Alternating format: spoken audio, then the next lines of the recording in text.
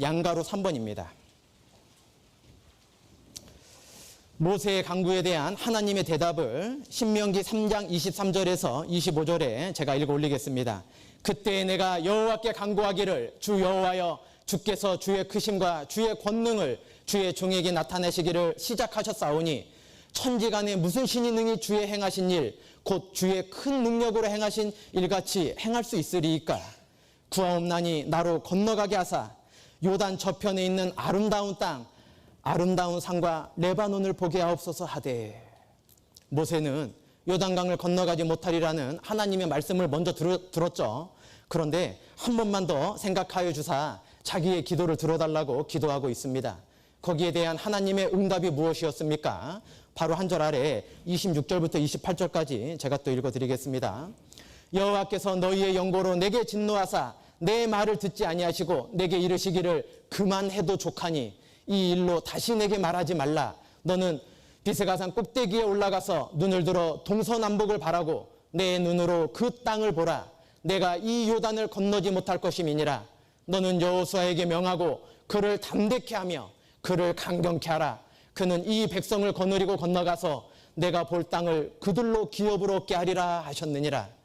모세는 가나안 땅을 눈앞에 두고 제발 이 약속의 땅에 들어가서 아름다운 땅과 산을 볼 수 있게 해달라고 하나님 앞에 간절하게 기도했습니다. 하나님께서는 모세의 기도를 듣지 않으시고 그만해도 족하니 이 일로 다시 기도하지 말라고 말씀하고 계십니다. 모세가 가나안 땅에 들어가는 것을 허락하지 않으셨습니다. 신약에 유명한 내용도 있죠. 바울은 자기의 육체의 가시를 가지고 있었습니다. 그래서 하나님께 3번이나 간절히 기도하였지 않습니까? 그러나 하나님의 응답 무엇이었습니까? 13페이지입니다.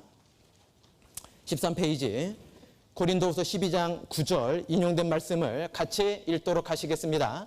내게 이르시기를 내 은혜가 내게 족하도다. 이는 내 능력이 약한 데서 온전하여짐이라 하신지라.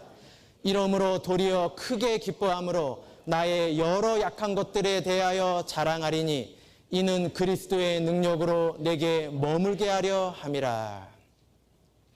사도 바울도 간절히 3번 기도했지만 하나님이 들어주시지 않은 게 응답이셨죠.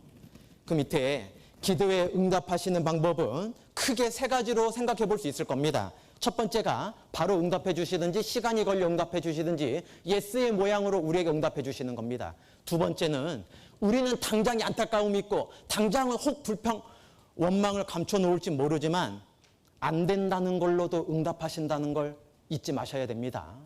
내가 나의 삶을 아는 게 아니라 오직 그가 하나님께서 나의 모든 걸 알고 계시기 때문에 나의 가는 길을 내가 안다 그랬습니까? 하나님이 아신다 그랬습니까? 욥기 23장 10절에 보면 나의 가는 길을 그가 아시나니 그가 나를 단련하신 후에는 내가 정금같이 나오리라. 내가 정금같이 되기 위해서 들어주지 않는 것도 있다는 것을 잊지 마셔야 됩니다. 노예의 모습으로 하나님께서 기도를 응답해 주실 때가 있다는 걸 잊지 마셔야 됩니다. 그리고 또 하나, 대부분 우리의 모습일 겁니다. 기다리라고 하는 모습으로도 응답해 주실 때도 있습니다. 시편 40편에 보면 기다리고 기다리는 다윗의 모습이 나옵니다. 많은 그리스도인들이 하나님께 기도드리고 기다리는 건 너무나 잘합니다. 그런데 기다리는 사람은 너무나 많지만 기다리고 또 기다리는 사람은 어느 시대에나 적었습니다. 우리가 하나님께 기도드리고 당장 응답받는 게 우리의 모든 소원이 아니라 기다리는 것도 하나님께 합당한 모습이라는 걸 잊지 마셔야 됩니다. 밑에 단락 또 읽어드리겠습니다. 가나안 땅을 차지하는 것은 모세의 일이 아니라는 것입니다. 이것은 여호수아가 할 일이었고 이제 이스라엘 백성들은 모세가 아니라 눈에 보이지 않는 여호와의 사자를 믿고 하나님이 대신 싸워주셨죠. 싸워야 했습니다. 인간은 유한할 수밖에 없습니다. 그러나 하나님은 전지전능하시고 무한하십니다. 인간은 사명이 끝나면 누구나 가야 할 길을 꼭 가야 합니다. 그러나 하나님은 새로운 지도자를 세우시고 하나님의 일을 어느 때까지 주님 다시 오실 날까지 계속하십니다. 아랫단락입니다. 사실 모세에게는 하나님의 영광이 있었고 능력의 지팡이가 있었고 누구보다 카리스마가 있었습니다. 그래서 모세가 가나안 땅에 들어가면 이스라엘 백성들은 모세를 다 쳐다보고 의지하게 될지 몰랐을 겁니다. 그러나 하나님께서 원하신 것은 눈에 보이는 인간 모세가 아니라 순전하게 하나님의 말씀만 믿고 가나안 땅을 다 정복해 나가는 것이었습니다. 모세는 율법의 대표라는 걸 잘 알고 계실 겁니다. 율법으로는 가나안 땅을 정복할 수 없습니다. 율법으로는 천국에 들어갈 수 없습니다. 그걸 우리가 잘 생각해야 되겠죠.